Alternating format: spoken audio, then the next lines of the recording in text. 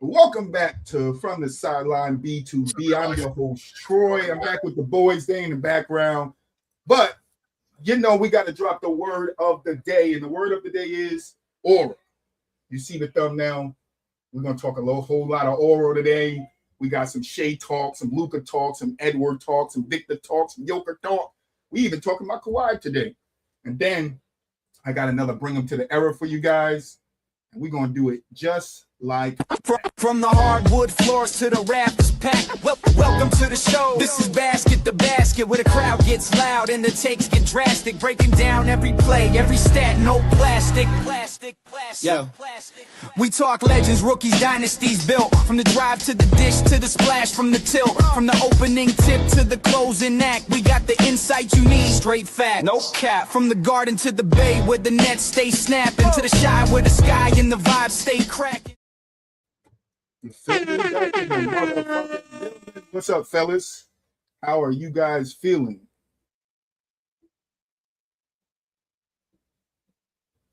Yeah, good. I can't hear nobody. I'm muted. Let me. There you go. No, it's a good day. It's sports day, so it's good. It's a good day for sports. You feel me? And we gotta jump right into it. We got a long conversation today. Face of the league. Going to be talking about a couple of names here. And we're going to start off with Buwak. I know you got your boy Shai.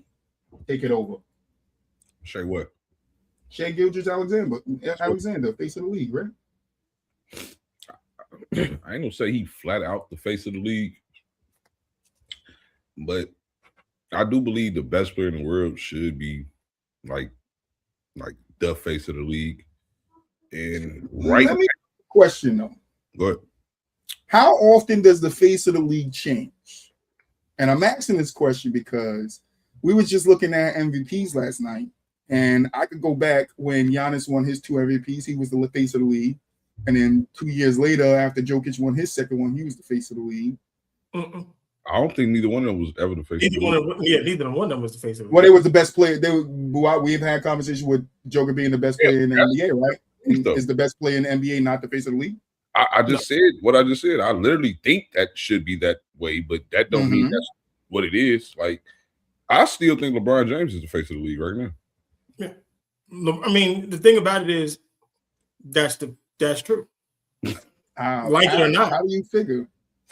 Because he's still the most talked about player in the league. But don't you think that's changing? No. No. So is LeBron? See, we have different outlooks, right? LeBron is the most talked about player in the league, but he's the most talked about player in the league because he's in the Jordan debate. We're not talking about LeBron 95% of the time outside of the Jordan debate, right? I mean, so when I ask the question is it changing? Is it changing? There's a lot of other guys being talked about now: Shai, Luka, Edwards, Giannis, Joker, in the sense of basketball, not in the sense of what fans are talking about. In the sense of basketball, these guys' names are kind of taking over that spot where LeBron name was in the sport. Yes. Well, the face of the league doesn't necessarily mean we are talking about him in terms of basketball. It's just who's the guy. Like if you was to go out and you asked 100 people who they thought the face of the league is, most of them would say LeBron.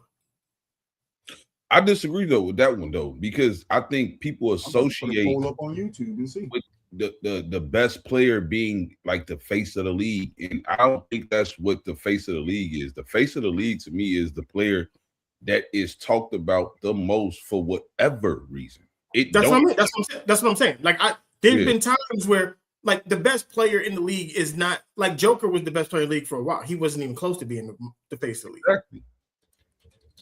That's when popularity comes into play. Like when you're talking about the face of the league, that's the only time popularity should be evaluated, like in that regard. You know what I'm saying? Like, because you're more popular than another player don't necessarily make you better than a player. We know that LeBron James is not a top 5, not even a top 10 player no more. But he is still in all the basketball talks due to obviously play for the Lakers. We know what that fan base is, and On top of that, he's playing with the actual top 5 player right now. On top of him actually still appearing to be a good player at this age. So part of that is still all in love. It's a culmination of all of that, which is why I feel like he's still the face of the league, because no other player has established truly that this is their league. He's still the current player, that the active player that had a chokehold, if you would say, on the league to some degree. I don't know if I agree there.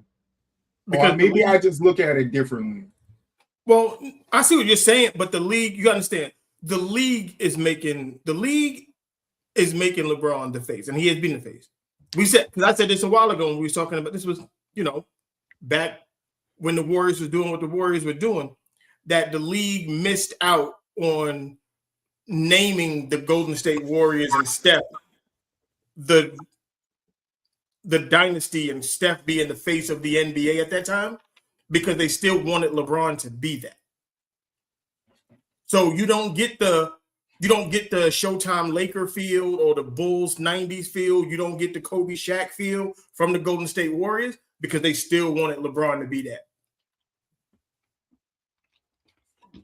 Well, part is they did it to themselves, though. Like, anytime Steph and KD team up like the way they did, it was nasty. Like, they kind of did it to themselves, where, of course, Steph ain't ultimately have the league, because he should have had the league to some degree in the chokehold if obviously he wins the back-to-back rings against LeBron. That's like, I literally took the throne from you. You cannot deny it. It was mano-a-mano. I beat you in back-to-back finals, but that did not happen. And the moment he joined forces with Kevin Durant, it gave the Bron fans this argument, and like, I don't want to say just Bron fans, but the guys who are just strictly Bron fans, because that's what they are. They strictly Bron fans. They gave them this energy to be like, y'all had to team up to be this, to beat him. They don't even say us. They don't consider Kyrie Irving, Kevin Love, none of them people. Nobody's like, y'all had to team up to beat LeBron. Simple. That's how it looks. That's how it appears to the LeBron fans. So I think, again, they did it to themselves for why we kind of still got to give it to LeBron, because at the end of the day, Kyrie Irving was not teaming up with Kyrie Irving at that time was not the nastiest shit in the world. It was like, okay, a third-year player? Nah. It's not losing team. I can agree with that. But see, where I look at it a little bit different, right? The face of the league to me, or somebody that could be considered the face of the league, is somebody that dominates the league with its play, right? I know the outside stuff comes in, and I get what you guys are saying. I don't necessarily disagree with the sentiment of what you guys are saying, the guy that's most talked about, but I'm going to always pick the guy who's dominating the league 4 to 5 years. And right now, that's Joker. But I could argue that Giannis been doing that, what Jokic is doing. I could argue that. You can, but I don't know if you will win that argument. What I'm saying is that because three MVPs in 4 years, which people can argue, as you're arguing Giannis, I can argue Jokic should have had four years in a row. Yeah, but I could argue Giannis was in them conversations for MVPs a couple of those years. So it's like, again, with the MVP award shit, like winning multiple MVPs is cool to some degree. Don't get me wrong. I'm not slighting it at all. We obviously know you're one of the best players in the world. We win an MVP. We know that. But the thing about it is that it's still the debate, is Jokic better than Giannis? You still hear that debate. Nobody's just simply, overall saying that Jokic clears Giannis. Like, that's the problem. People are saying Jokic is the best player in the league. That's fine. But it's an opinion. It's an opinion. It's not like nobody's. It's not like. Well, when it's majority, we always talk about majority here. And majority right now would tell you the best player in the league is Jokic. I'm not disputing that it's a consensus that it's Jokic to some degree. I don't know if so shouldn't the best player in the league be the face of the league?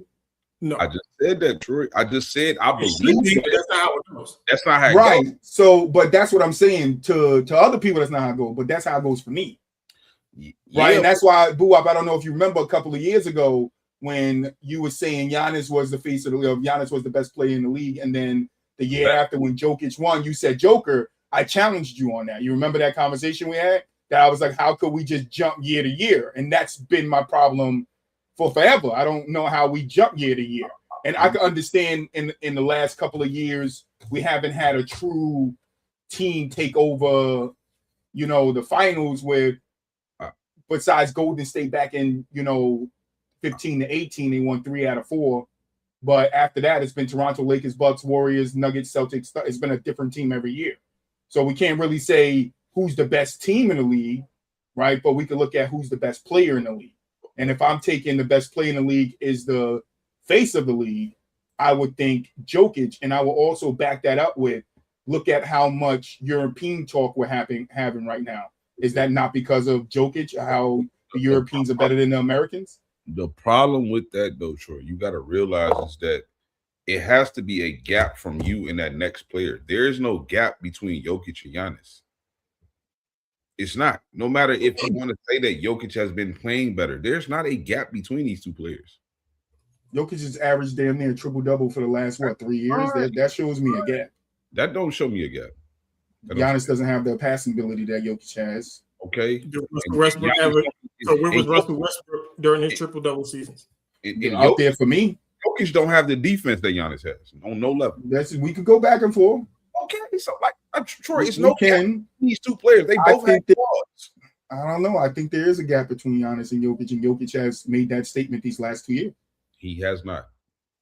I believe he has. On what level? Yeah. That's not one ring. Like, what level are you talking about? On the level of him dominating the league. Giannis has been dominating the league. Not in the way that Joker has been dominating. Okay, they kind of both have, like in that sense. But if you right, so 30 and 10 the last 3 years on like 58% field goal percent. Right, you got Nikola Jokic averaging what 30, 12, and 9. Some years, not all years, but like starting with a triple double. I mean, let's keep it at being Giannis is averaging 7 assists. Like it's not like he's averaging like 3 assists. Yeah, and his numbers look a lot better too as far as shooting percentage. And he's playing defense.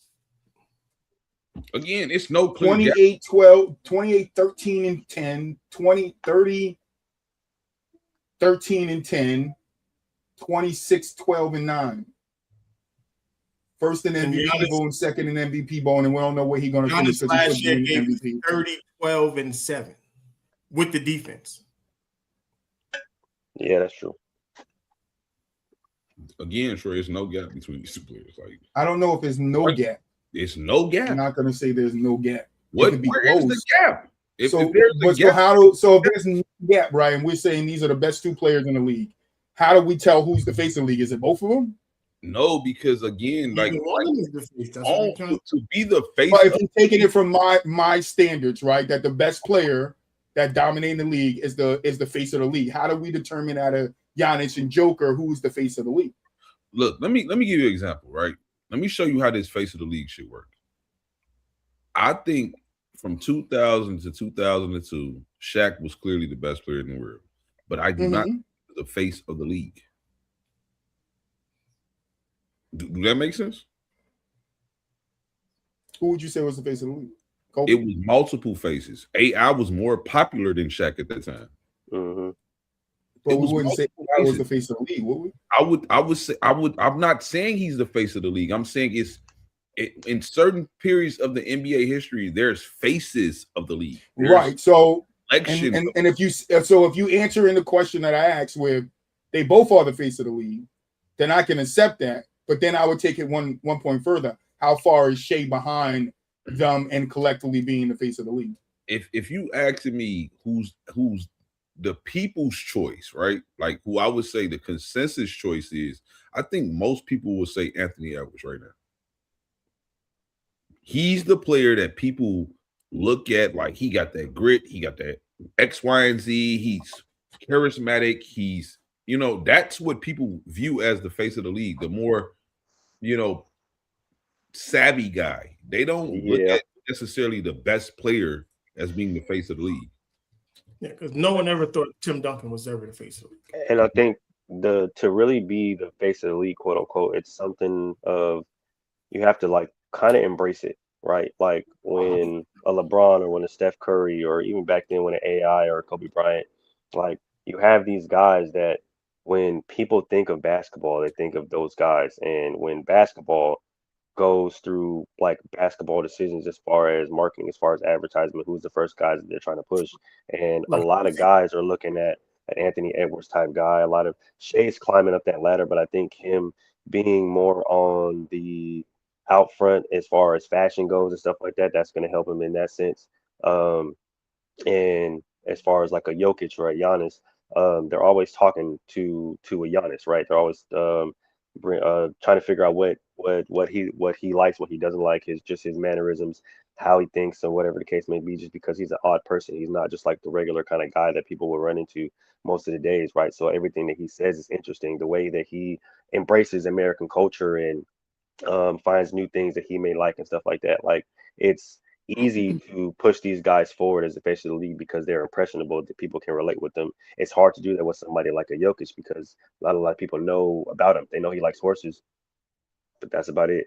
So it's hard for them to kind of really push him to the forefront because nobody really knows about him, knows what he likes, what he doesn't like, how he can relate to the people. We don't really see him doing any pop-ups and stuff like that when it comes to the fans. So when at least when I think of the face of the league, not only do I think of a really good basketball player, but somebody who embraces that kind of image. And it's like, yeah, I do play NBA basketball. Yes, I am a superstar. Yes, I know a lot of these people want to meet me, want to see me, want to talk to me and stuff like that. So let me do my due diligence in giving the people what they want, essentially. And I think when it comes to Giannis, I think he's more marketable than a Jokic. So if somebody wants to say Giannis is the face of the league, I can understand that because he is a little bit more for the people, right? And this is the reason why I think they're trying to push an Anthony Edwards to that sense because they see he is more for the people of basketball. Like a lot of people talk about him, a lot of people like him, even though he's kind of this abrasive kind of person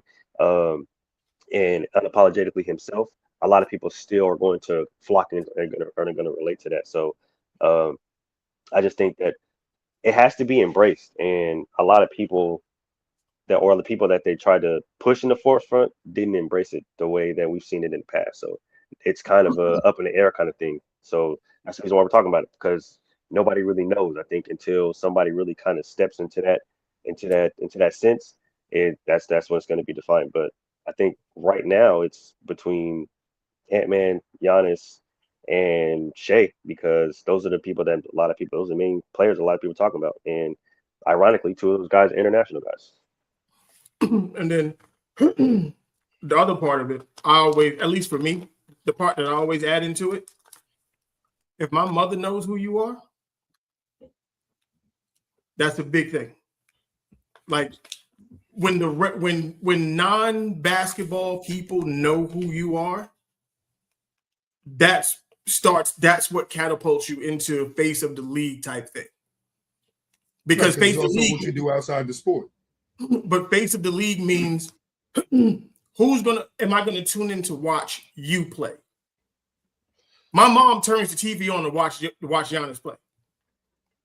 Mom's she's not a big basketball fan. She loved the Knicks and stuff like that, but she knows Giannis. But she a basketball fan, so I can relate with that part of it. At least It's a new thing. It's not. I just think it's a little slightly deeper though. Like when it comes to Troy. I think it's just when it comes to like, and this is the problem when we debate these sports. I'm not saying us in general, but just sport fans in general. Like, I think the popularity thing is a little bit overranked, especially when we look at it from a social media standpoint. We have players. A player like Gilbert Arenas, and even though Gilbert Arenas was a good player, I'm not saying that he wasn't a good player. He had a good stretch in the league, but he tends to be more popular than a guy like Adrian Dantley, who's better than him. A guy like Bernard King, who was better than him. These players were better. Like it's who's relatable in a sense. It's not about even being relatable. It's because we don't know these motherfuckers. How you know you're relatable to somebody that you don't know? You just, I mean, not in the sense of the personality related, but who you relate to, how they play basketball. You don't play basketball like these niggas. How do you relate to these niggas? Motherfucker, from what they do on the court. If you know the game of basketball, you like the way somebody do it, you can relate to that player more than you can another player. Gilbert Arenas, or like an AI with the fashion, because he's in fashion, like you guys say in the Shai is. You might be able to dress like a nigga. I could dress like a nigga, but I can't just say, "Oh, swag goes into it too." How the fuck you relate to Aaron? I relate to the swag of motherfucking Ja Morant. If I'm a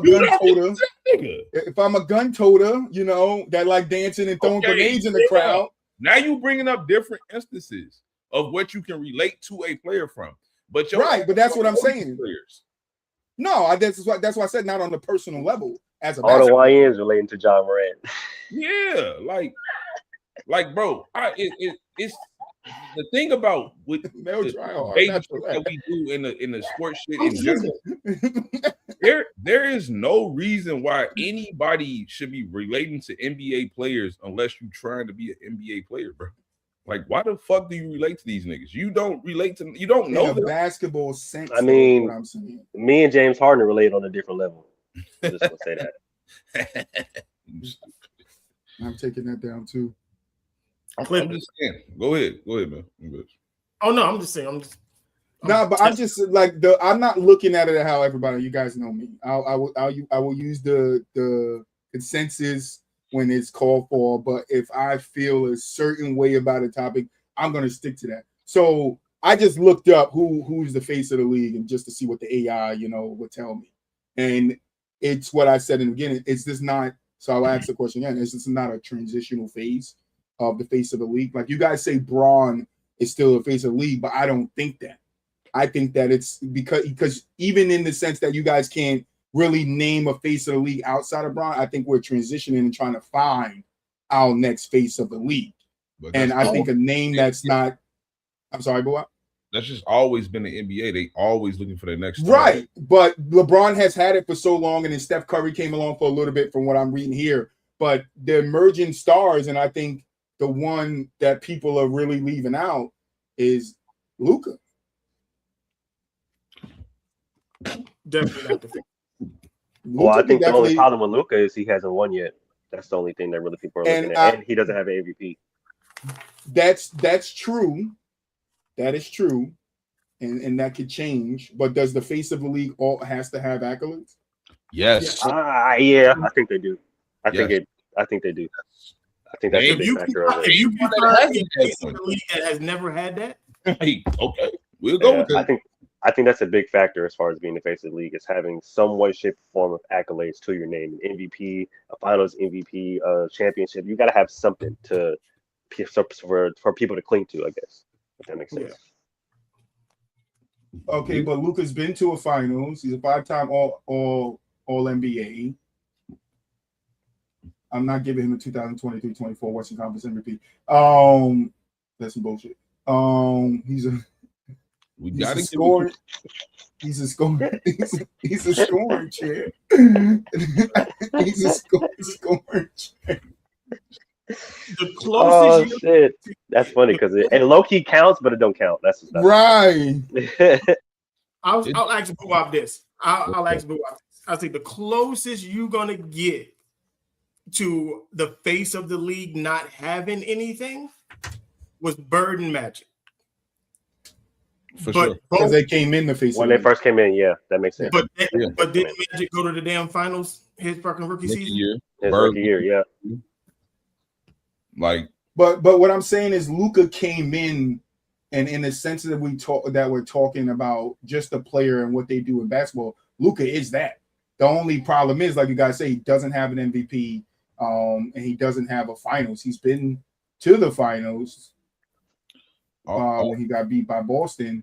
But if we're just, I'm still dealing with my new setup. He's been 4th, 6th, 5th, 8th, and 3rd in MVP voting. So he's been in the top 5 3 times. Horseshoe. It's not like he's off. I'm not saying the participation. I'm just saying he's in that voting range. So if we're looking at a guy like Luka, is he just getting skipped over because he hasn't had success in the sense of his accolades? He hasn't won a championship yet because that's not one. Possibly. Again, he's this year what 7 for Luka? I think year 7. Yeah, 7, 8. Year 7, yes. So when the problem with being so great, so young, is that the expectations come so fast.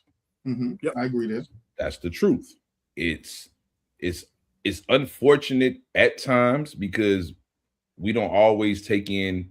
I'm not saying us again. I'm saying like the consensus. The consensus just measure you from wins and losses. That's just how they go. It's what it is. It don't matter if you play great or you play bad. Did you win? Did you lose?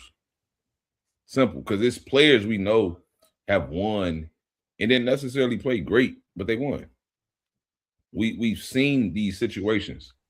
It's so simple when you talk to people will tell you. It's people that believe Tony Parker is better than Russell Westbrook because he won 4 championships. Crazy. Finals MVP too.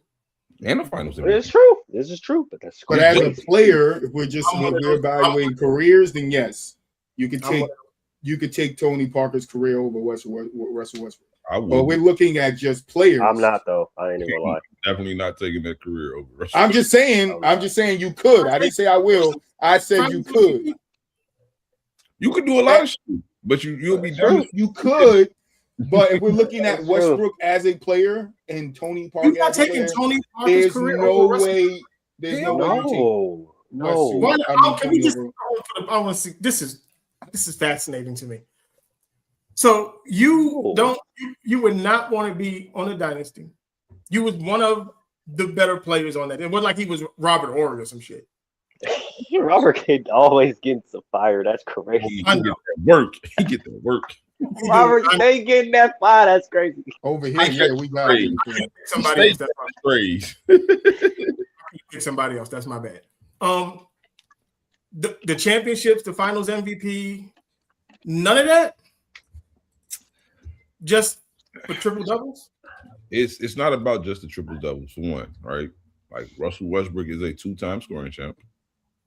He's a 3-time assist leader, MVP, which stands out more than anything else Tony Parker has ever done in his career. The MVP, the finals MVP holding that motherfucker up pretty high. It's not holding that much weight to me. Tony Parker has never made an all-first team.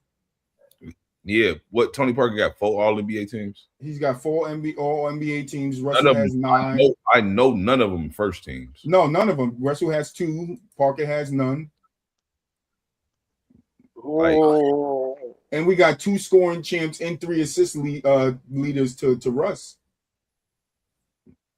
I have to go with. I think Tony Parker was just in a better situation, and most of the time, that's what it do for a lot of players that's not like necessarily a superstar caliber. Not too much on Horry. Like that usually be the case. He was just in a better situation. That Spurs situation is one of the best situations any player could have asked for. Yeah, bro. I mean, I know we don't really look at stats over here, but clears on everything. We're saying career. Bro, how many blocks does Tony Parker have in his career? I wouldn't even know. Probably less than 100 though. That boo right on the nose, nigga. Less than 100. He has 98. Westbrook has 4, 7, 16. Yeah, that motherfucker, and he got jewelry sitting on his hand. But is that detrimental to the situation he was in, or detriment to the player that he was? Oh, fuck. The question was not that matters, because if you don't give a fuck, then we got to put Robert Horry higher. You asking me who's this? I take Robert Horry's career over a couple people too. Like who? I don't know. I'll figure it out in a second. Robert. He said, I don't know. I'll figure it out in a second. That's how you know Mel about to make some bullshit. Hey. Mel about to make up some bullshit, bro. Hey, said, Robert. I'll figure it out in a second. Hey, Robert Horry. Robert Horry. Mr. Horry. Michael B. Mr. Big Shot Bob. We love you. We love you, Big Shot Bob. Shout out to you. We know you catch a lot of strays over here, Big Dog, but we promise it's not on purpose. Listen, my thing is, okay, I guess because the way I think about this, if you're saying But as a DJ, player, are you taking Parker as a player or Westbrook as a player? Is what I'm saying. as a player, then that's Yes, different. as a player. Yes, that's Yeah, what I'm saying. said- Like that's why I said you could take Parker's career, right? Yeah, that's right. But as a player, you're not picking Parker over Westbrook. As a player, no, I'm taking Russ. I'm not taking that nigga's career. I'm not picking the Like, what are y'all talking about? And he was married to I want to. If the Hey, Mel, that's a good ass point though. Mel, that's a good ass point though. Okay, I ain't lying. That's a good ass point. I ain't gonna hold you. I might, you know what I mean? That make me think some things. You feel me? to Maybe me, the other way. I ain't gonna lie. the most important thing you can do is, as an individual basketball player, right, would be like see where you rank among the best of the best, as far as your era in the peers, like. And for Russell Westbrook, I think, obviously his career would be considered the 2010s era. He's a top 10 player in that era. Tony Parker is not a top 10 player in the 2000 game. In no era. No era. But my thing, like I said, we said career though. As I a would career, rather, as a player, my goal is to win championships. That's why I play the game. for sure. But it still starts like for every player. Like I was watching, I know this was Jordan when he said it. Like Jordan said it, like he broke down like the basis of how this shit starts with any player. You get drafted to a team. Day one, I'm finna establish myself amongst my teammates. Who's the best player? It's levels to this shit. Now I gotta once I establish myself to my teammates, now I need to establish myself to the league. I agree. And again, we get it that like there's going to be players. Again, it's like to try to make an argument that a nigga like Robert Horry is better than Charles Barkley. You're smoking Sherm. I don't know what you're doing. A lighter at. Oh yeah, flame it up, Mel. Give this man a lighter. You finna make this argument right now? I know you. I got you, dog. Don't worry about it. I got you. Don't worry about it. What you need. I got you. Like, ain't no way. Hey, wait. Hey, hold on. I'm gonna bust out the good one for you. I got you. I'm gonna bust out the good one for you. I got you. The Raiders. Oh God. But no, I'm just saying, like, winning is important. I'm not never saying winning isn't important, but I think, and it's like, I don't want to sound nasty. I think it's the equivalency to how we was talking about on the football show with quarterbacks, how we only look at quarterbacks like for the ring count, right? We don't look at the other positions and be like how many rings they won and nothing like that. We just look at their skill and how they perform. Because that position warrants that. Exactly. And I think being the best player on a championship team is the only time we should be looking at like a player in that light. Tony Parker, granted, he won a finals MVP, but leading up to that final series, he was not the best player on the team. It was still Tim Duncan. So then, but then this is where it gets dicey. So then what happens when that best player doesn't win finals MVP for that championship? It's like a knock against him against the all-time other greats, right? It's not necessarily a knock against him in general, but like when we start measuring him against other all-time greats, where that never happened. Won finals MVPs. You know what I'm saying? Like it'd be different if Jordan got 6 rings, but Scotty got one of them. And like that changes Jordan holds like everything we talk about with Jordan. It changes. That's what I'm asking, because we got, Duncan has what, 3 finals MVPs? 4. Of his 5? 4. Oh, no. No, 3. 3. Okay, I know because Kawhi got one. I know Tony got one. Yeah. Kawhi got one and Tony got one. Yeah. It's 3. And that's the part of Duncan's career that 3 and 2 regular season talk about. That's the truth. I talk about it. because I think that's part of his story, that he was able to coast a lot of times during those championship runs, and he had the luxury that I don't believe most all-time greats had, for real.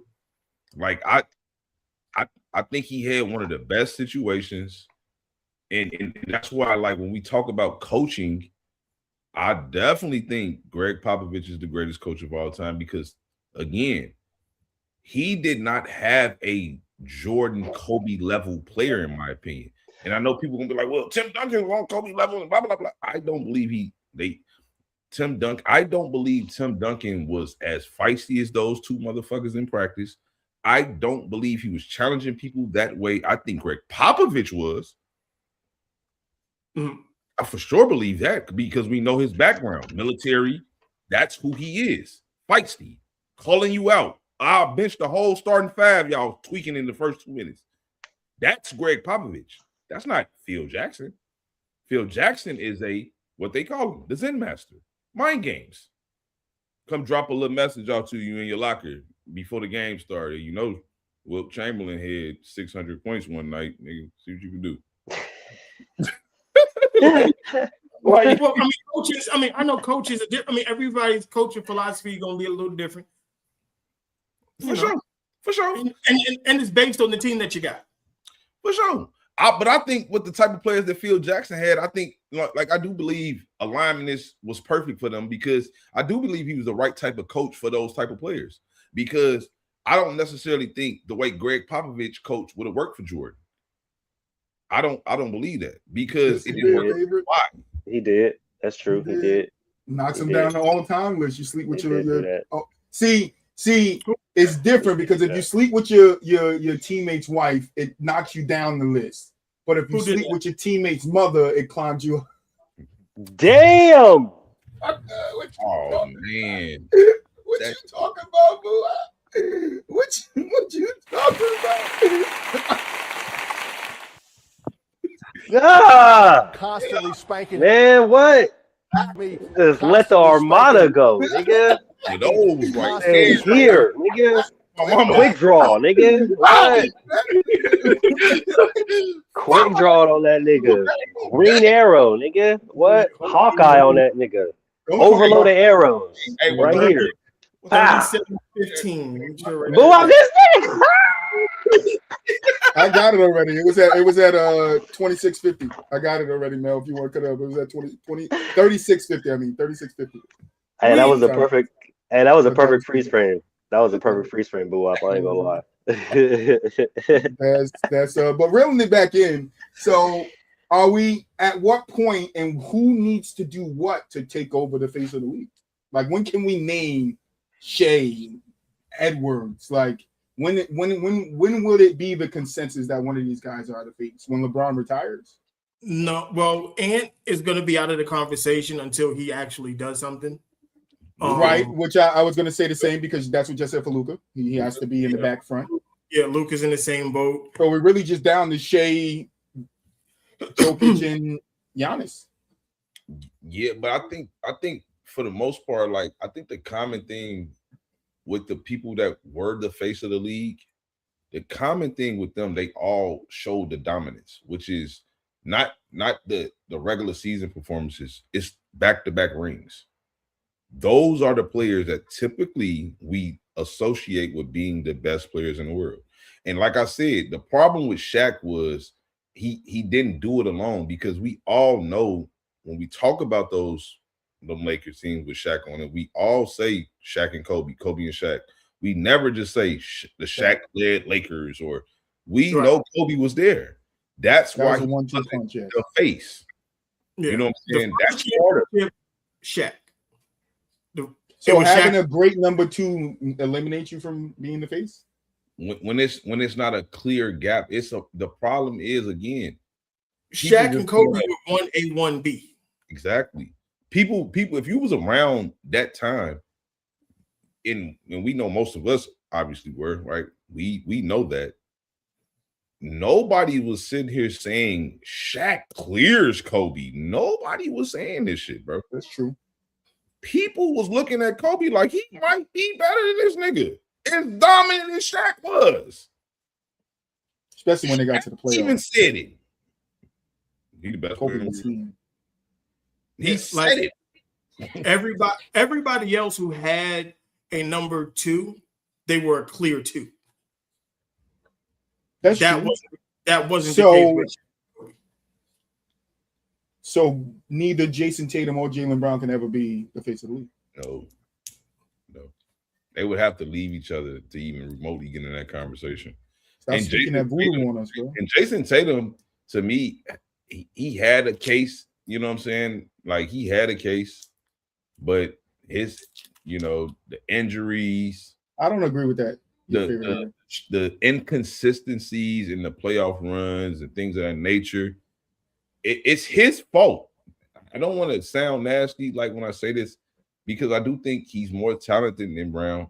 I think it's his fault though, because again, there's no conversation for Brown if he just simply just plays better than Brown. There's no conversation for it. No, I agree with you, but I was just wanting to make sure that we was all being consistent here. It's just no. He gonna have to. For one, he just gonna have to clearly show that he's better than Brown. Now, I don't know if he's gonna be able to do that on this team in particular, because the way that system works is for him and Brown to thrive and be like 1A, 1B-ish. That's the way that system works. So it's going to be hard to do it there. It's going to take, like, for his career to get viewed in another light, it's going to take Brown to leave or him to leave and him prove, like, I didn't need that Celtics, you know what I'm saying? I've been him. He's going to, that's how the consensus will look at it, like, at the end of the day. No matter what we all individually say, the consensus, and that's just going to be consistent with how people view the game. So does jersey sales? Would jersey sales go into and that would be popularity, right? Mm-hmm. How much the league looks at you, right? Would jersey sales go into who's the face of the league? No, to some degree, but not just like a trump card. Like, yeah, popularity is what drives you being the face of the league for sure. But I think what ultimately puts you in the actual face of the league is once you done won. Because even though I think LeBron, again, was the face of the league, I think Steph Curry forced himself into that picture. Like, he forced himself in that picture because people want to play like Steph Curry. Mm-hmm. Like, that's a part of, like, being the face of the league. People actually want, and it's more believable and achievable to people that I can actually be Stephen Curry. Like, you don't think you could be LeBron James. You don't think this. Yes, you can. All you gotta do is airball free throws. This nigga right here, clip this up to this nigga right here. Start flopping and airball some free throws. He couldn't wait. He couldn't wait. Man, look, you know what I mean. I'm just talking about, like, from a standpoint, like, to be LeBron James, you literally have to be 6'8", 250. You have to, like, to do the shit that he do. That's why it won't be another LeBron. Like, it won't be. I don't see it. He's a rare type of athlete with the strength, the size, the speed. That's rare. You don't never really see people have all of those things combined. You know what I'm saying? It's even in football, it's rare to see that. Like, a guy that got the strength, the size, and the speed. It's rare. LeBron has it all as far as an athlete, like, in that regard. Like, he has everything an athlete won't. That shit work in any sport.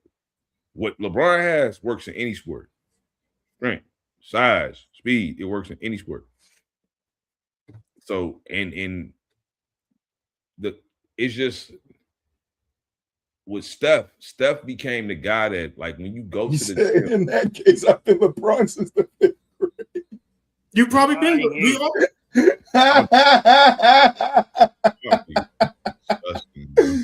Dang, honestly, shit. The bar is always been shoulder down and drive to the basket too. I looked up who's the most popular NBA player right now. It says LeBron. We all know that. And then it says Steph remains one of the most recognizable, holding the second highest views and dominating with his perimeter play. But the player after that is widely considered the face of the new generation and the top 3 most viewed player. Do you know who that player is? Victor. Bronny. It's Luka. Okay. And then next is Wemby, and then next is Joker. I can see Shai's that. not even on this list. Because Shai has a Right now, he might be on the new list that come out, right? he has somewhat of this little they trying to put that little James Harden shit on him. He's a foul baiter, and they're trying to do that to him and shit. So And you think that hurts him? yes, in conversations, yes. So yes. most popular jersey sales, Steph Curry. Best player, MVP favorite, Nikola Jokic. Top scorer, Luka. Rising star, Victor. Top rookie, Cooper Fleck. Rising star who? Victor Wembanyama. I don't even know why he's still a rising star. Fucking legit. But Legit. I'm not. I think he is.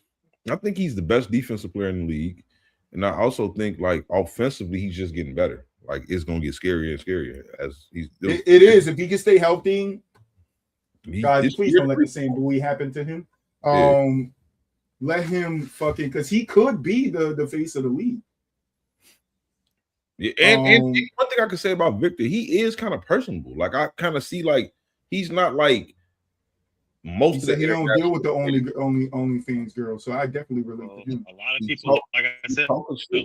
lot of people are pushing him in that sense because the matchup with OKC, him bringing the little French celebration to the Spurs and having them do that after every win, and because they're winning a lot, they're doing that a lot. So it's just a lot that he's been bringing to the organization and to the NBA that a lot of people are pushing him in that forefront. Like if he wins he starts to acquire accolades, it's going to be he's going to put in a different space. The Spurs definitely can win a title in the next 5. 24-11, guy. He got to do more than 24-11. I think they can win one this year. They have a good team. I think so too. If they can get past the Thunder. Give a fuck. He got to do more than 24. But no, that's not. I don't. What's the defense? I don't agree with that, man. I think he's That's a averaging good. almost That's 2 or a 3 good Spurs team. Like you got other players on that team. You got Castle Fox, Castle. What's shorty name? Keldon Johnson. Like they have a good team. Like I don't think he needs to over dominate. Like far as what you're saying, He just needs to be clearly the best player on the team, and what that he is. He's clearly the best player on the team. But I think the numbers will go up. As you know what I'm saying, this year 3 for him. I think they're gonna go up. This year 3. It's hard to deny that he's the best defensive player in the world. It's just hard to do that. Yeah, I've saying that when he does on the defensive side, you can't ignore How that. many blocks he I've averaged, man? seen him cover guard. I just watched the play where he was covering Darius Garland, like he literally from the 3-point line, making multiple rotations. Like, god damn. That boy can make his feet. He's 11 feet tall. I would expect all of that. I don't care. What other big man did that? They can't move like that. Like Yeah. he was specifically moving. No, that's not true, Mel. Not at his size, not like that. No, Norris Noel was getting cooked on defense. Jahlil Okafor cooked on defense. Like Okafor wasn't 7'3". he was 7 foot. But the taller you are makes it harder for you to Harder guard. is that especially guarding smaller people. To move like that, like the way he was moving in that clip. I haven't seen a big man move like that. Not at all. Garnett wasn't guarding like that. I think Rudy Gobert would have been. Garnett wasn't guarding like that. Yes, he was. Oh, he wasn't. No, he wasn't. And that's my guy. Not like Not that. like that. Not like They that. had Kevin Garnett guarding point guards in Minnesota. No, that's true. But I didn't say that. but the way that he was moving at that size, the way Vic is moving at his size, the way he's able to bend and extend and switch and Garnett was a guard until he grew. Yeah, but the way that but we don't normally see people 7 foot plus move with that type of agility in the paint or on the perimeter like Victor Wembanyama. Like the clips that I've been seeing, the games that I've been watching, bro, Victor what like he's that been on doing defense. on the defensive end has literally been next level.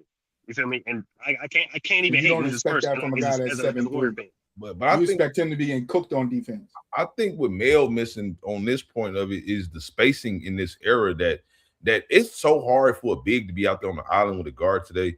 the spacing is crazy. Like you have no backline. I'm the backline defense. I'm out here on the 3-point line. The nigga, he can pluck between his toes without bending down. His arms long as shit. It don't matter. I get all of it. I seen niggas dunk on him. His arms being long as shit don't mean nothing. Everybody gets dunked on. Yeah, That's true. But you 100%. Not Shaq though.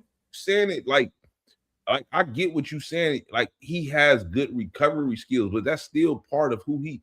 Like I can't take that from him. I'm not taking nothing from him. I said he got to do better. I didn't say nothing. I said 20. So what do you want him to do? So that's like asking. That's like, do you believe Ralph Sampson could have done what Victor Wembanyama is doing? Do you believe that? No.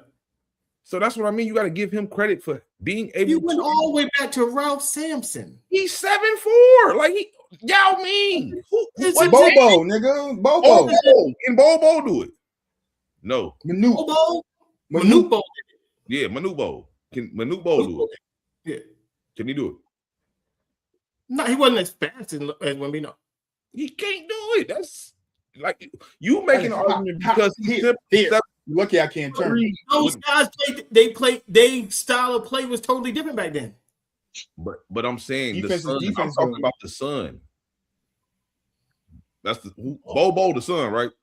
Yeah. Bobo, yeah. Can he do it? I think so. Do what?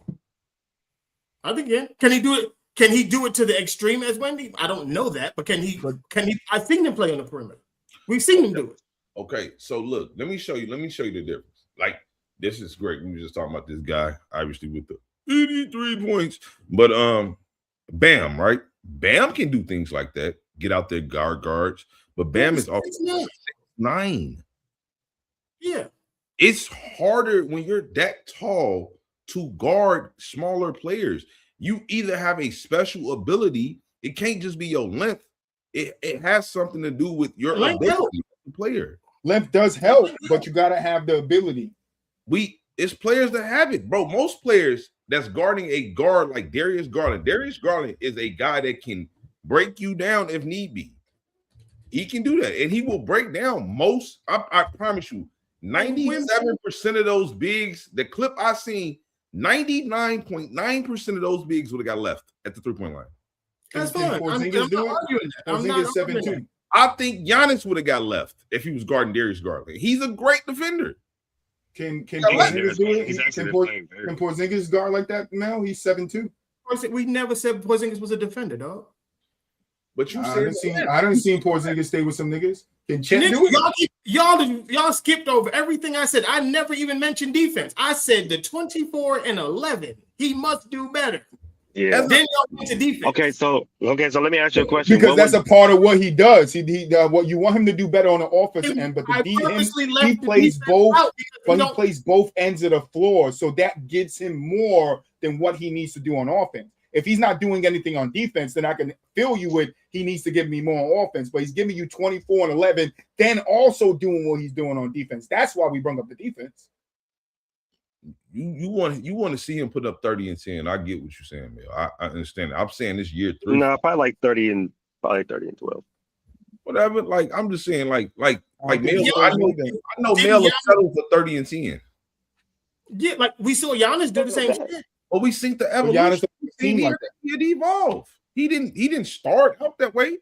But this nigga came in a fucking alien, did he not? Right, he still had a lot to learn from the game. What's his second season? To be fair, Giannis did bulk up a lot before he really touched on his thickest stride. He did come in like a nice little scrawny like he did.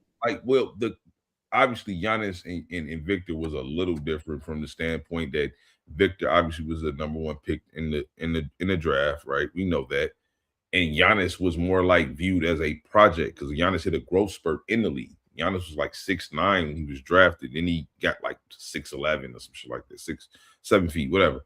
But overall, what I'm still saying, and he was scrawny when he was drafted. Like now he's what we know him to be. But I'm saying like you have to give a player a like I'm just saying if we looking at this guy at year 3 putting up 24 and 11, and a guy like Tim Duncan who we know is one of the all-time greats, he never had this you know what I'm saying, look at me season. 24-11 since he got into the league, though. That's all I'm saying. Like, but we know the first 2 years he wasn't relatively healthy either. the second year he went. Taco Falls 7-6. He got cooked all the time. What he played? How many games he played in 21? I mean 22. 23 was his first year. Okay. How many games he played? 71. Played 71. 46 last year. Okay. Because they kept him out to make sure he was Right. Because I think he got hurt at the Crazy end. comment, your favorite hater. Crazy comment. But I'm still saying though, again, I know, right? The overall the team has gotten better since he's gotten there. Like they put decent pieces around him, and that's like that's the Spurs way of doing things. Like they trying to have a decent roster around them. I just think put that big lanky nigga in the middle of the paint. That's what you really want, Mel. Speak on it. That's what you want. He's been consistent on that point. Yeah, he has. Then that's why I was waiting for him to say it, because that's what he wants. He want Wemby to get out there and average 100. He want Wemby to break Wilt Chamberlain's record. Go be crazy. Like this he wants to break the record. I mean, to be honest, that's fair. I'm not mad at that.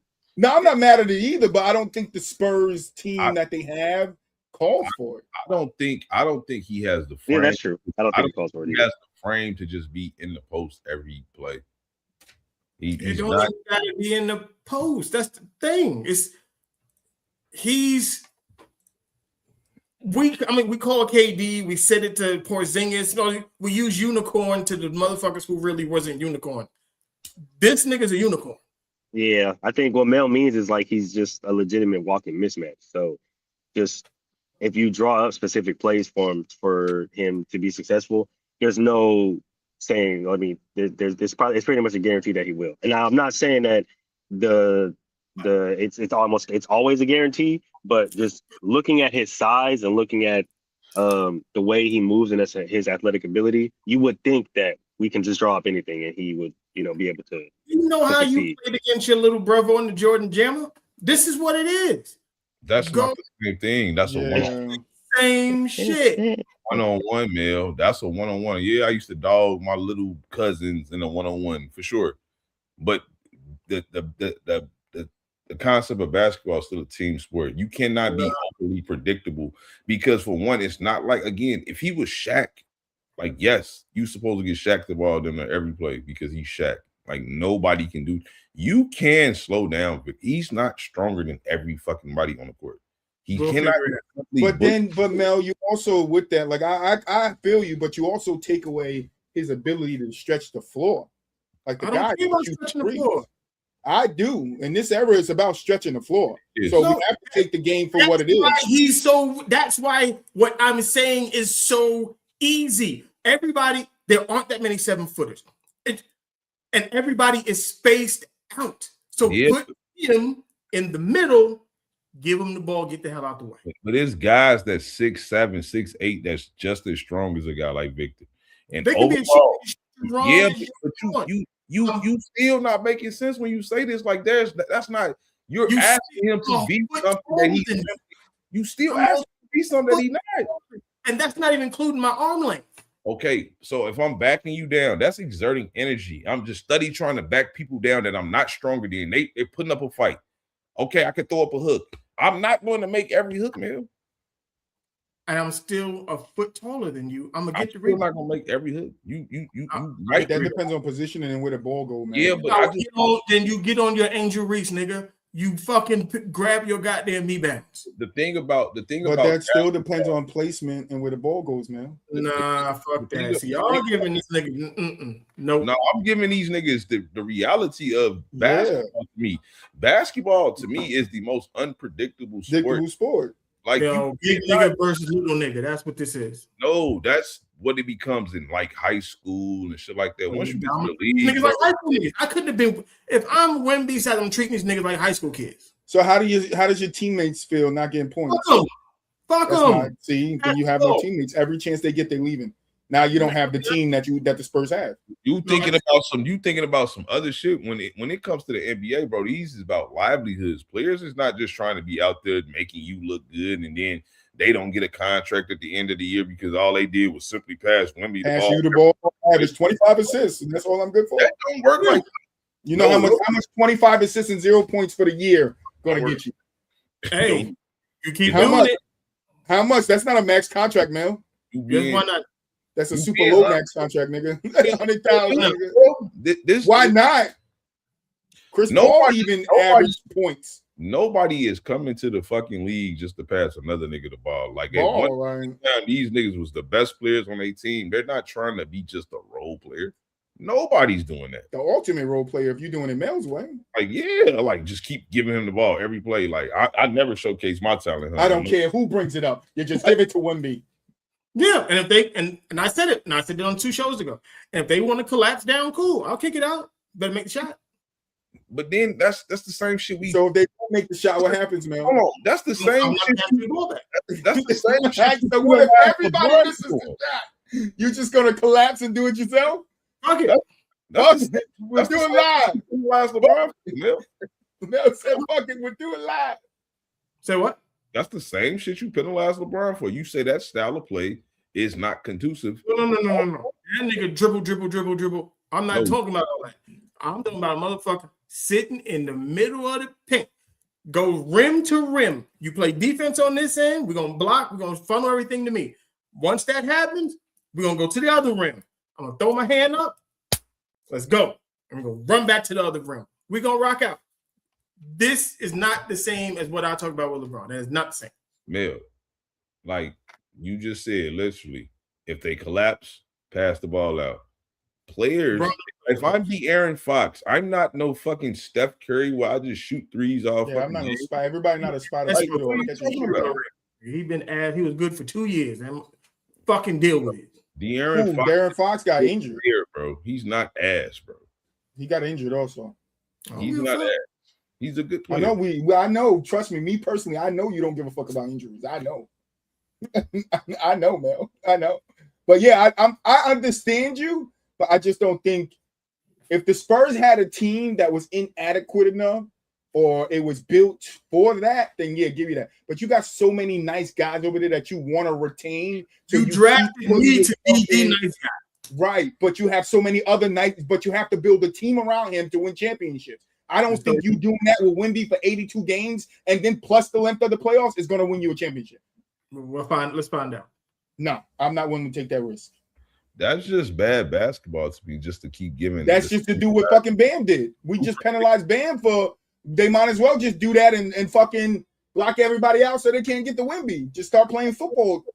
The beauty of Wemby is that he can get the ball on the perimeter and bring a big out the paint. Like stretching the floor. He can stretch the floor. Like even if he give the rock up, if he just stay at the 3-point line. Like that's opening up a lot of shit for his teammates because the big is no longer in the paint. Now I got like Wemby. I don't even think Wemby's that selfish though. So be like, just give me the ball every time. His impact. But Mel said, if I was the coach, you'd be getting the ball every time. Every fucking time. You gonna get fired like in 2 weeks. Fucking a week, Mel. 2 games in, nigga. He on a 12-game win streak. That motherfucker. Mel gonna be named in the fucking gambling scandal just because nigga they got blackball this nigga. Hey, they calling that nigga Melvin Thibodeau. They fired his ass. He only got one play. The nigga don't make no adjustments. He don't never rest Wembanyama. He's a terrible. Wemby play 48 games, 48 minutes a game, nigga. He got 2 plays, nigga. Drop it super ice in the back, nigga. And then if they collapse it, kick it back out. This nigga. He plays all game, every game. They gonna have him drug test. Hey, Melvin River. Wemby in the back in the office like, Mel, I need a break. You have to take me out. Mel's like, no, me no take you out. Me no take you out. When he's not on the court, y'all can run. We can run the offense. But when he's on the court, this nigga said, I got 15 plays for y'all, 2 for Wemby. Nigga, nah. They are going to drug test that man every week. This nigga. The league gonna suspend Wemby just to suspend him, nigga. First coach fired on an 8-game winning streak. The player literally hate his ass. Like, this nigga don't come no other plays. They just hate this nigga. Fuck your ass. And then he get fired. They bring another coach in, and they go on another 8-game winning streak. See, you just got to do it the right way. The way he was doing it was crazy. I was gonna say you just gotta follow the recipe. That's it. God damn, Hey, you gonna be legendary on TikTok though. You gonna be like, see, these niggas went 0-8 scrawny legs. Mel said, "Fucking scrawny legs." Okay, Mel but got that. Wemby in the gym. He don't do no practice. All he do is leg exercise, get his legs strong. Squats and lunges, nigga. Squats and This lunges. nigga come out there, big ass calves, nigga. How you stopping me? You're not. Like, excuse me? What is Mel doing to him? That's funny as hell. Though. Mel said, "Nah, nigga, fuck that. Get Wemby." And I get it because the nigga is tall as fuck. You gonna But have to do some curls in there because you feel me, throw them bows in the paint, man. You feel me, my boy. Nah, these niggas, Him lifting the basketball over his head gonna be enough.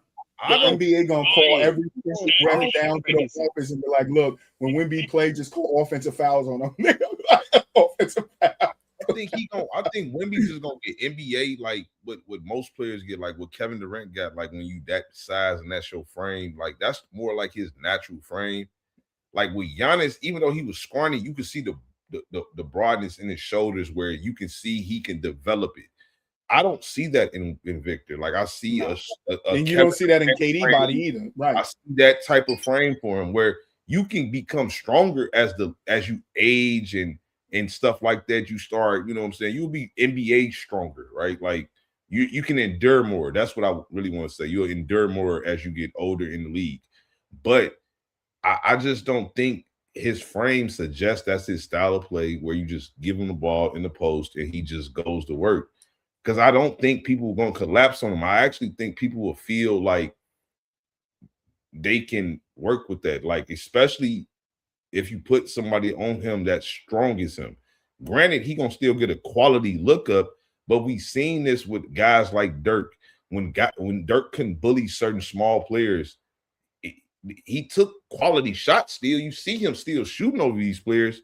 But the reality is, if I'm making you work for this shit, that's going to tire you down. Well, for me, and like I said, this could be the old school, old head nigga in me. You lose something when you got a 7'5" nigga at the 3-point line shooting jump shots. Not if he making them. But they don't feel that way. They don't feel that way currently. It's working right now. Yeah, not if he making them. It's I watched him play against Boston. Listen, he is a multi-talented threat. Like, you can put him in the paint, take him outside the paint.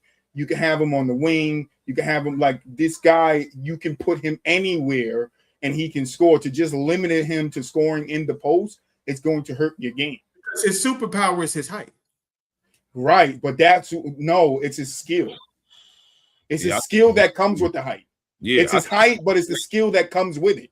It's a combination. It's not just his height. It's the combination of, because he could be that tall and be a Taco Falls. Taco Falls is taller than him. How good was Taco Falls? But height is always a superpower. Now, right, but how did it pan out for Taco Falls? You add the skill. Can I finish? When you add the skill that Wemby has, this is why I said now you have the quote unquote the alien. You got the dude who's 7'4", 7'5" that can move, not like a guard, but similar enough, more mobile than we've ever seen a big be mobile. He's got the jump shot. He's got the handle. He's got all those things, 100%.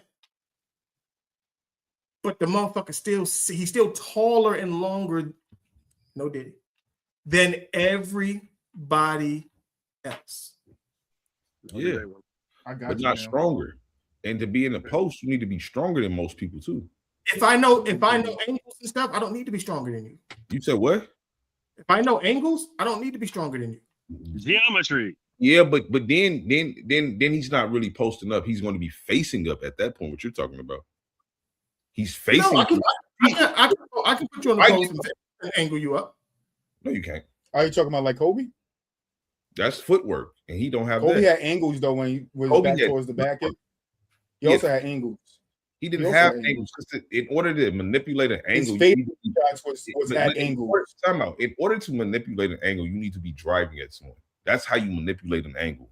You're not manipulating an angle if you're not coming downhill or facing them up. No, if I'm coming down court and I know I want to get left baseline to set myself up for if I'm on left baseline, I'm coming inside right. Like we're gonna set up, like those are what I mean by angles. At my height, at whoever it is gonna be 6'9", whatever. Mm-hmm. If I'm already 2 feet, 3 feet, 5 feet most from the basket, bro, you're dead. There's nothing.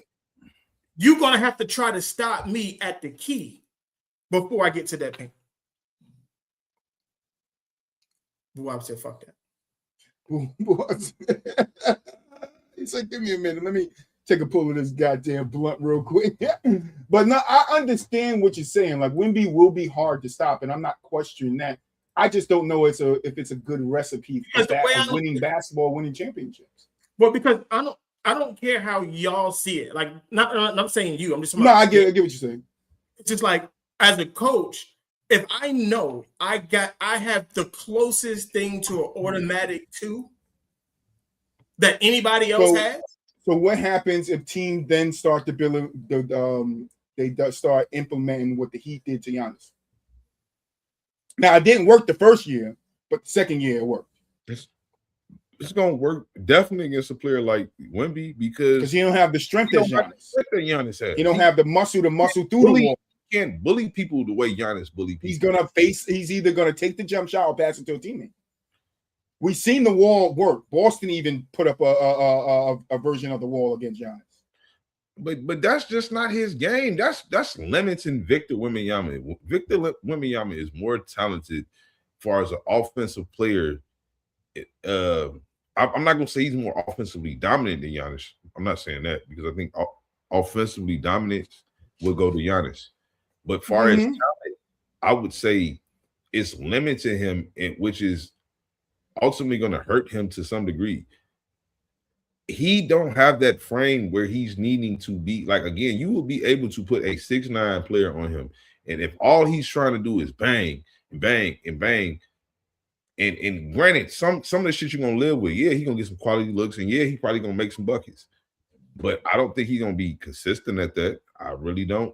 I promise you I don't. I think that's hurting the team and hurting him. His beauty is what he is at 7'5", which is the ability to catch the ball at the three-point line and make your defense be like, oh, fuck. What's going on now? What is he gonna do? Yeah, I can get you down to the post. I can see what's going on. I can survey, relocate the ball. Now I can go to the post. Now everybody out discombobulated. Now I can get that easy 2. That's his beauty. How you do it? But no, he can't just do it every play where that's the go-to. Go on here, Victor. Go on down there. That's not setting the defense up for anything. That's getting the defense prepared already. They already know what you're gonna do. That's not going to work. You're not Shaq. How you get there? If your ass end up in front of the basket, I don't care how you get there. Yeah, but you gotta. Mel said, I'm dying on this motherfucker. You gotta steal him the ball to how they get it. I could see if you telling me that. If you was telling me this was Shaq in the 90s. Or Shaq in the 2000s, hell, right? Like you seen Shaq just say hypothetically Shaq had some of Victor's skills where he could catch the ball at the three-point line and be a legit threat. Where people looking at him like, oh shit, is he gonna shoot? But this Shaq, and you seeing him doing this shit, like I can see you saying that about Shaq. Like, what the fuck is this big ass nigga just bailing the defense out? That's not Victor. Victor is tall, but he's not overly dominant than motherfuckers as far as strength. Shaq was clearly more stronger than everybody in the league. Like, it's nothing to do with this man. Nothing. I can form a defense around what Victor Wembanyama. If I could keep getting him to pass the ball and make niggas shoot, role players, I live with that shit. I would live with it. I guarantee you, if you do that and people start doubling Victor Wembanyama, you're going to see a lesser version of him. I guarantee. Somebody's getting in foul trouble. No, they're not, because he's not Shaq, nigga. You got to be Shaq to get niggas in foul trouble. I put my biggest player on Victor Wembanyama. On most teams, the strongest player can guard Victor Wembanyama. If he's 6'8" or 6'9", he probably can guard him in the post comfortably, where he's not getting bullied. I promise. I can't. That's bad. Victor can't even put his shoulder in somebody's chest without it being a charge. It's going. Like you know how down low you got to go to put the shoulder. I know that. I'm not. Okay. We'll blitz him so Mel fast. said, throw it up here, nigga. Ah, throw it up here, nigga. Ah, throw it up here, nigga. Ah, throw it up here, nigga. We'll consistently keep blitzing them. If that's the case, we just blitz them. Keep blitzing them. Put the wall up and blitz them. Pass the ball. Make them pass the ball. We'll just keep doing that. We gonna make that's perfect. If I'm a team watching that shit, I'm gonna be like, thank God they playing crazy out here. Yes, keep making Vassell beat me. Keep making everybody but Wemby beat me because he's not beating me with the pass. No, he's not going to do it on no level. It's not happening. He don't have that ability to just get down all the way down there every play. He going to have some times where he going to be able to get down there every play because niggas is tired, but just every play, no. Let's go that same way. You send down screens, you do whatever you got to do. Down screens? What you mean? Backdoor screens? I mean, like, bro, like typically the refs let smaller players get away with shit when they guarding bigger players like that anyway. So they're gonna be, bro, they're gonna be, I promise you, Victor gonna get killed down there, bro. Like, I don't want to see that. I don't want to see, he's not made for that. If you're telling me that a 7 foot nigga, a 7'5" nigga gonna get killed, then he's not as good as we say he is. That depends on what situation you put him in. You got to put your players in the best situation to succeed. 7'5" nigga gonna get killed. You're not looking at his frame. You're not looking at his frame at all, Mill. Like his frame just don't suggest he just needs to. He's gonna break him easy, bro. Sam Bowie. That's why I said, pray to God he don't get the Sam Bowie.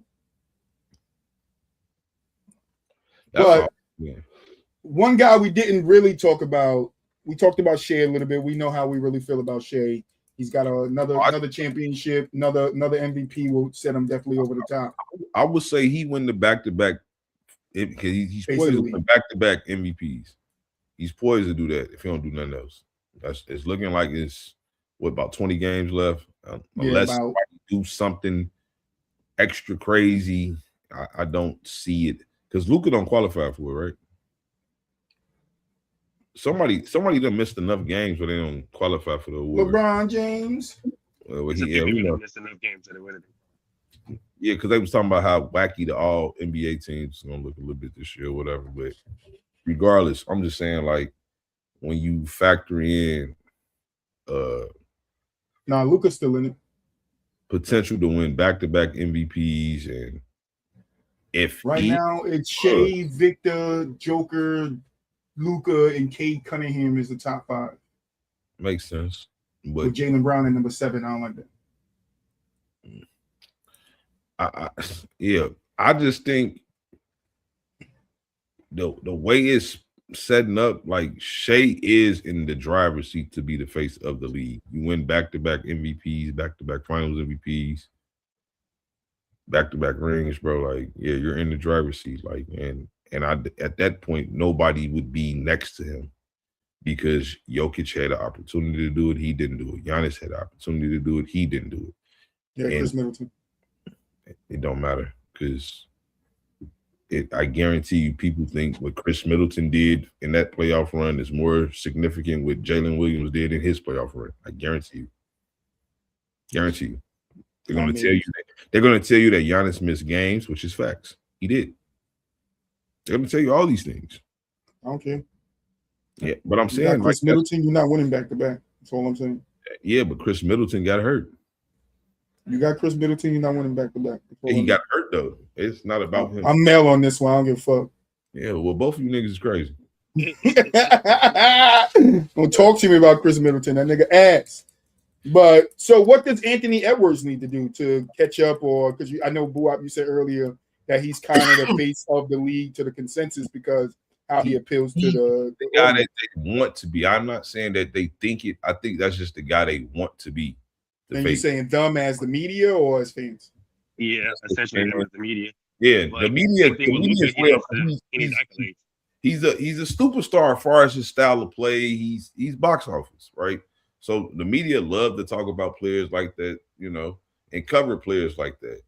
And he's a guy that This engages. nigga stupid, bro. This nigga stupid. That was fucking stupid. Continue, boy. He's a guy that engages with the media. He's online and he's interacting with fans and he's talking shit with other players. He's that type of player that people want to, quote unquote, see as the face. Like, it's more of the face always gonna have the persona to match. So yeah, that's what I'm thinking too. It has to be embraced in some way, shape, or form. I think the only person that's really embracing it, even though he's saying he's not, is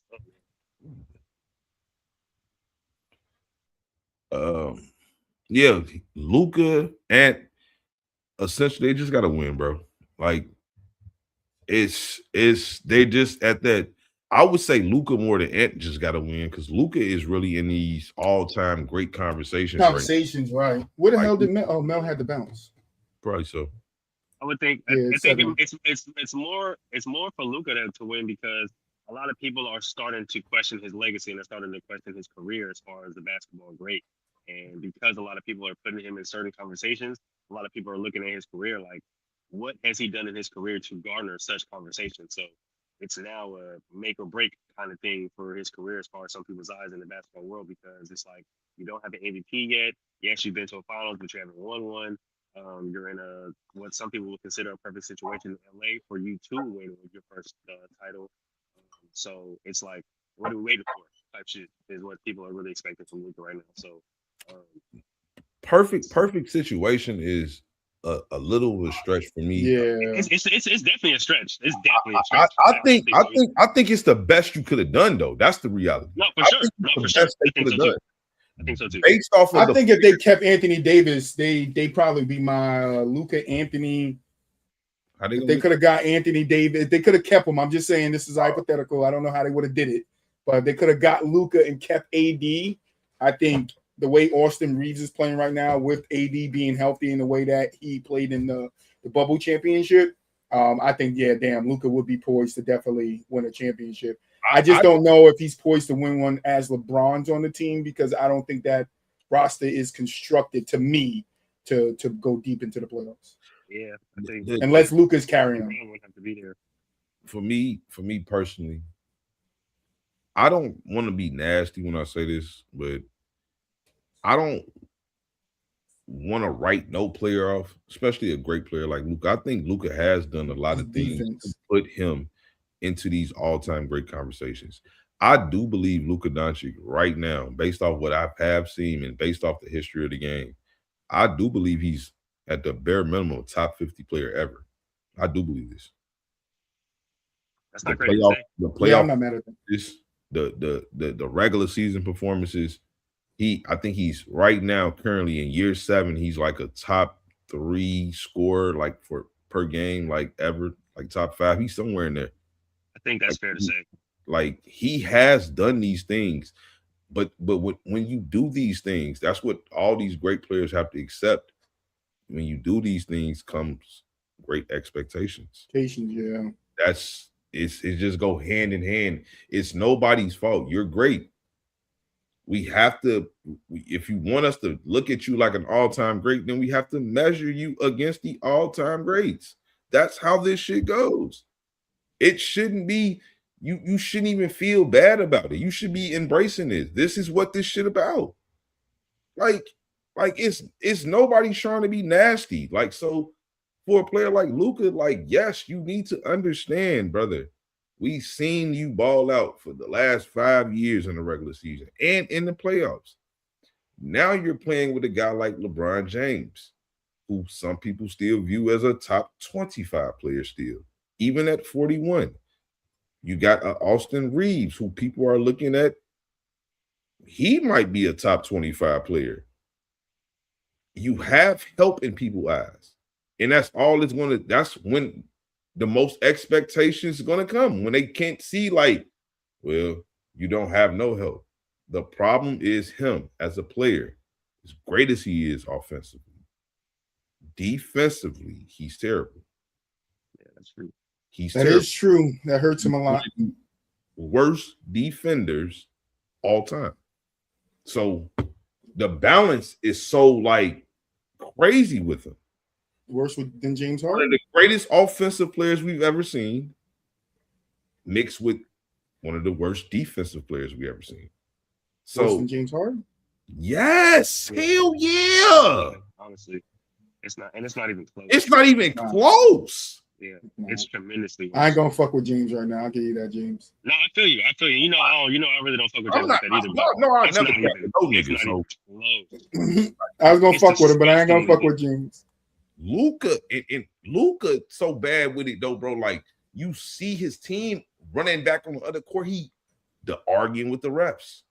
Think he's supposed to get the diva personality is what's hurting him. It's him hurting himself too. Yeah, and then on top of that, it's like what I said, when his teammates are running back on defense and his teammates are switching and his teammates are have open hands in the lanes or whatever the case may be, like they're telling him to be in that position, to trying to push him over into his spot, and he's just not doing it. You know what I mean? So it's like that's frustrating, not only on a coach's part, which is why JJ legitimately, I promise you, JJ probably hates that nigga right now. Which is why JJ has a really big gripe with him, but the reason why a lot of the times, they end up losing on defensive possessions or big games or 1 possession, 2 possession games because he's out of position, he's in the wrong spot, and they're trying to communicate with him and trying to help him get to those spots, and he's just not being receptive. He feels like if he can score a lot of points, then he shouldn't have to, double on defense, if that makes sense. But we know in this league, you cannot do that. You can't live by it. Like that's not going to get you by. Sure can't. But I want to move on real quick. We're gonna pass it over to Kawhi Leonard and what he has been doing in the league. Bua, what are you thinking about Kawhi Leonard? Well, first of all, are you keeping or trading Kawhi Leonard going off? And what I mean by that is, should the Clippers keep him with his recent spurts, or should they be looking to trade him with his recent years of not being healthy? If I am a GM, I'm definitely testing that. You know what I'm saying? I'm not like openly doing it to him, but pause. Damn, that sounds so much.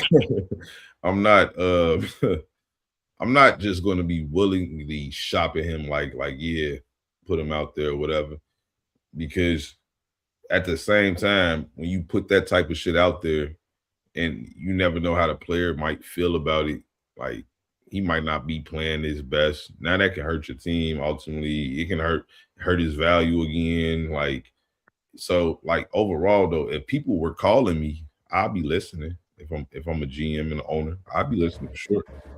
And but far as Kawhi, it's just good to see. You know what I'm saying? He's one of those type of players where injuries have derailed his career to some degree and hurt his case far as where we rank him all time to some degree. Like he's one of them weird players where when you see him healthy and what he's doing, it's hard to not even say he's top 5. Like right now, just based off what he's doing, like he looks like a top 5 player in the league. You know what I'm saying? So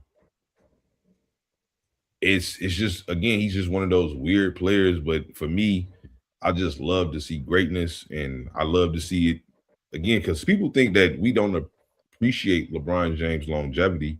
We do. We just have to critique it. Yeah. It's just what it is. We have to critique him. I try to critique him in the moment for the most part, because where I have him all time, it is what it is. Like he's a top 3 player to me ever. But I still have to critique him because he's playing basketball right now. And this is what we do. Like, I'm not trying to be malicious towards no player. We gonna crack jokes here and there, but none of it would ever be for me personal or nothing like that. You know what I'm saying? Like, again, I'm big on trying to not say no player that has ever made it to the NBA was trash, even if they just didn't live up to their expectations. To make it to the NBA, you had to be a great player at some point in time in your basketball career. you just don't make it to the fucking NBA. I don't care what pick you made it, especially if you was if drafted second round. You were great at some point in your basketball career where a team said, "Let me give you some money to play basketball." That's Great. That's just the truth. So like, I just think again, with Kawhi, seeing him hooping right now and the Clippers making a little push, and then definitely based off of the the mix up in the, you know what I'm saying, with the whole trading of James Harden, like that shit was kind of like unseen. It was kind of like they kind of still kept their groove. That's why I say Ty Lue to me is a good coach. People try to shit on Ty Lue a lot of times, but I think Ty Lue is a good coach because that team is hard to coach. That's a very hard team to coach. He stayed injured and he stayed trying to do the best he could. You got to keep adjusting your lineups on the fly and making up. And it's not like you making up for role players and shit like that. You making up for superstar caliber players when you lose a Kawhi Leonard and a Paul George and in the middle of fucking January or some shit. Like, that's tough to overcome. And for the most part, the Clippers have still made it to the playoffs. They even went to a Western Conference Finals under Ty Lue. So like, it's still always a fun thing to see with Kawhi because he's just one of those type of players that, you know, when healthy, he's a problem. Moolich? I think when it comes to Kawhi, two things. Number one, I think even as, I guess, nonchalant as Kawhi is, words get to him, right? Like, he is still human. I know a lot of people try to act like he's a, Android robot, doesn't have any feelings, but I think when people call him the worst superstar, when people, are trying to, put this whole load management thing on him, like people haven't been doing it for years prior, I think he hears that, right? And I think it gets to a point where it's like, y'all must have forgot that I'm still one of the top players in this league. You feel me? Like, yeah, I know I've been dealing with a lot of injuries, and I know my name was involved in some stupid money thing early on, but like, don't forget, I'm still like that, bro. Like, you feel me? And I think that's when it came to first the All-Star break, right? Like, him going off in the All-Star game, right? Like, everybody, oh my God, Kawhi Leonard, and he's looking like, nigga, did y'all forget? I'm still Kawhi. Like, I'm still him. Like, I'm still one of the best players in this league. Yes, I know I haven't been playing like that because I've been dealing with a lot of injuries. Like who I've said, injuries have somewhat derailed his career, but when he's on, he's on. Like, there's no denying it at all, right? And with when it comes to the Clippers, it's a tricky situation because they've been really banged up, right? The James Harden trade obviously threw a lot of things, threw a wrench on a lot of things, and then they lose Norman Powell in the offseason. So that kind of shakes up their roster. But just looking at what they were able to do, especially with Ty Lue and that roster, just how they were able to kind of sustain, and then Kawhi coming back and, like Mel said, like on last week, essentially dragging that goddamn team out of the depths of hell to potentially playing or playoff contention. Like, and it's quiet because a lot of people ain't talking about it. They're talking about the Luka, they're talking about the Shays, they're talking about the Wembys and the Giannis's, but they're not talking about Kawhi Leonard playing at a top level, right? And Darius Garland's looking good. That team just looks really, really good. And obviously, when they have their star, it looks better, right? And shout out to Ty Lue, man, because shit, there's been a lot of whispers and a lot of talks. Like that dude has endured so much when it comes to teams, when it comes to coaching. And when you see most coaches crumble in those situations, Ty Lue, he's always stood strong. Always stood strong. Like he's never faltered. He's always just rolled with the punches, and he's always had his team somewhat successful when he's done that, right? And now that he has Kawhi back, I think that if you want to try to kick the tires and try to go young or whatever the case may be, because you see that's the outlook of the NBA, fine, sure, whatever the case may be. But I think because this is such a star-studded, loaded draft, you keep Kawhi, you add some young talent, you probably get some free agents in there, and you run the goddamn table and see what you got, because it's not every day that you can get somebody of Kawhi's caliber healthy and have him on to that point to where he's dropping damn near 35, 36 a night. Like, you got to see what you got with that, especially with the new look Clippers with no James Harden. So, I mean, I feel you both, but what you said, run the table. Like, how long is the Clippers going to run the table with him? I mean, I feel like you give him a year, right? You give him this next year because, like I said, it's a star-studded draft. You bring in a young talent, maybe acquire some other free agents, and see what you got, right? See what you got for this year. And if it doesn't work out, I mean, I'm not saying Is that Bradley Beal coming back to the Clippers next year? Probably not. Who knows? No, I think he's as good He might retire. I ain't gonna lie to you. yeah, I think he's as good He as retired. should. A hip replacement. I think Bradley Beal 32. Yeah, and I think they pay him out of his contract or something like that. He got paid his money anyway when they Phoenix, whatever they did, they paid. Yeah, they paid him, and then he came over on a minimum. Yeah. Yeah. So I think you give him a year, right? You give him a year, a solid year where everybody's healthy. Hopefully everybody can stay healthy. You see what you got. And if not, then possibly, you move on, or you if you want to keep Kawhi and make him a lifelong Clipper, then you do that. But I just think that you can't, with the coach that Ty Lue is and the obvious young talent that's coming into the league. You have a Kawhi Leonard, you have a Darius Garland. You can mix and match some pieces and maneuver some things to where, hey, y'all might just be back in, competition contention, right? I'm not saying championship wise, but y'all will be a perennial playoff team like y'all were before. Yeah, but that all depends on Kawhi being healthy and just looking at who's saying if you move Kawhi, if you move on from Kawhi, you have a player like Darius Garland in place right now, a young player, right? But I think the thing about trying to move on from Kawhi is, as great as he's playing right now, and he's playing great, the injury history is there. And people will always, if I'm a GM, of course, like if I'm the GM of the Clippers, of course I'm listening to people saying, hey, what's up with Kawhi? Is you already move on him? Of course I'm listening to that. But if I'm a GM that's thinking about it, what am I really willing? Like, exactly. Because the money got to make sense. I'm going to give it one of my best players to get him. What if Kawhi want to retire in the next 2 years? He done made his money. His legend is stamped. He is stamped. He don't really have nothing else to prove.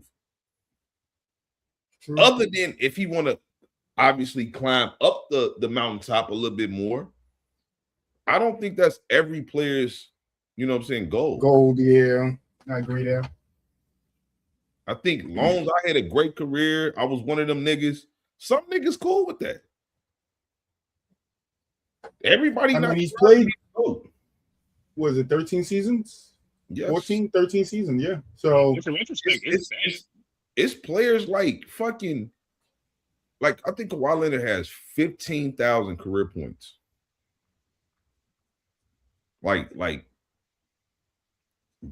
James Harden is finna approach 30,000 fucking career points. Like he has 15,000, and most people will tell you all time that Kawhi is better than James Harden. Most people will say that. So we know, like, a player like Kawhi, he never really cared for what the media thought of him and things of that nature. Like, I would be, if I'm a GM, I'm factoring everything about you. Like, you don't give me, I'm ready to prove some shit. I want to do this. You don't give me those vibes. So why would I just give up one of my franchise or cornerstone players for you? You 35 years old, he's 35. I wouldn't, nah. Like, he in that weird space. If you the Clippers, you damn near got to keep him. Just like the Lakers, damn near got to keep LeBron. Right. That weird space. You fucked up. I agree there. That makes sense. Well, I mean, I'm with you. You might have to keep him. Might be keeping Kawhi and try to get a young core over there and let him be the mentor, I guess, and helping him out. If he scores, especially if he's playing the way he's playing now and scoring at the clip he's scoring at, then I mean, you utilize him. I don't know what his trade market is or if anybody's looking at him, but that definitely goes into it. I just think it makes the most sense. you would have to be absolutely in a win-win right now mode to pick Kawhi Leonard. Yeah. Like you feel like you have the perfect team, and it would have to be a team that's in a weird situation where again, it would be like the perfect situation, right? Your team, Troy. Say something happened between Brown and Tatum. You're like, fuck it. Tatum want to go, right? I ain't saying that. If Boston just be like, fuck it, for a 2-year rental for Kawhi, we got Brown, that might work. You have to be in one of those where you have a co-star steal, though.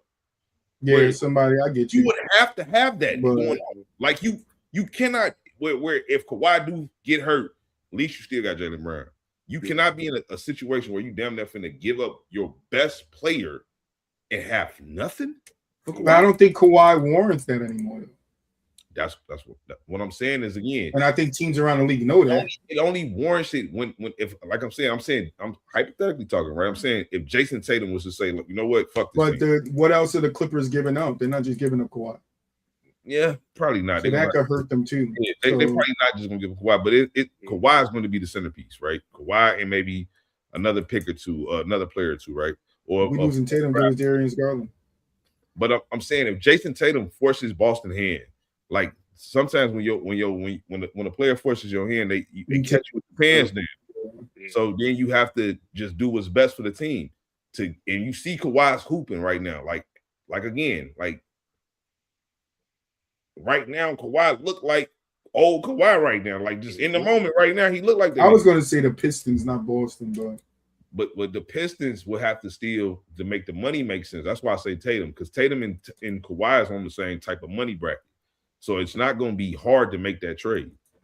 You would have to. Boston would just probably, again, on the draft pick, maybe another little not a key player, but like a decent role player, something like that, little bench player.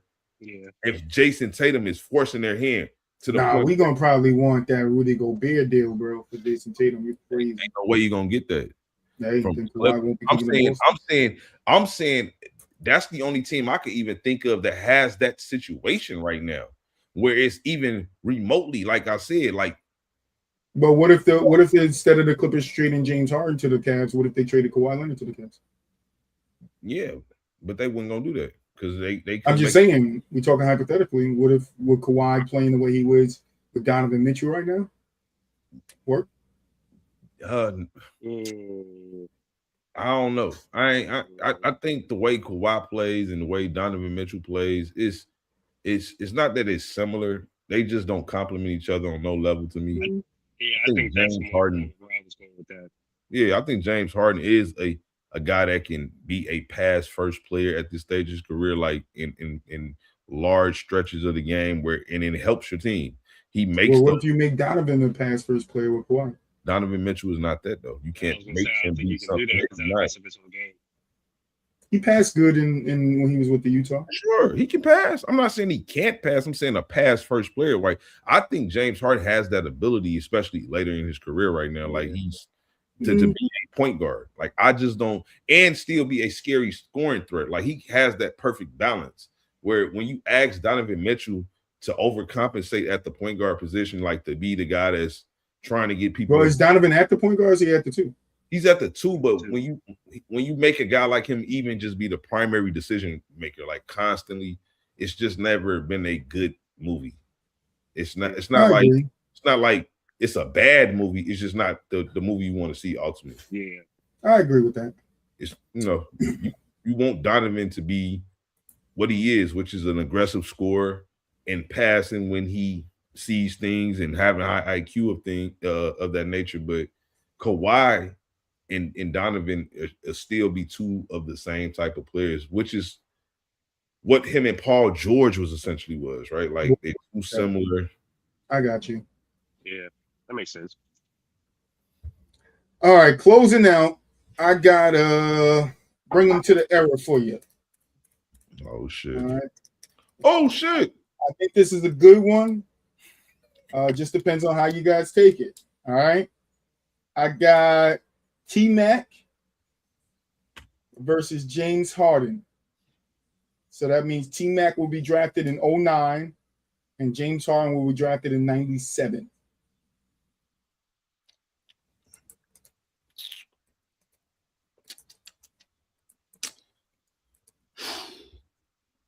Who you guys got? I think T-Mac could actually do better than James Harden in this era than James Harden will do in T-Mac's era. Yeah, because taking into account evolution, you give T-Mac today's times, doctors, workouts, man. Oh. I just think that especially at 6'9", with the way he played, Come on. Oh, goodness gracious. bro, that shit is scary. It's Legitimately.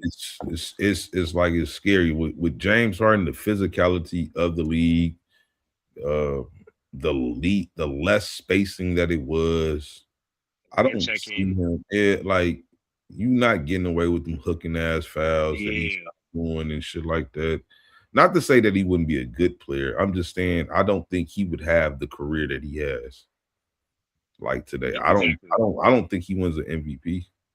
Well, yeah, and I don't think he would have the free range to be the James Harden per se that we see today, right? Exactly. Like, I think a lot of the times you work within the system, you work within the game of basketball that your coach put forward in that time, but especially compared to now, to where it's more open, it's more free, it's more, we have a star player, we have a whole bunch of role guys, so we have this guy who can kind of do everything and get everybody involved as such. So I think if you give T-Mac that type of freedom, oh my God.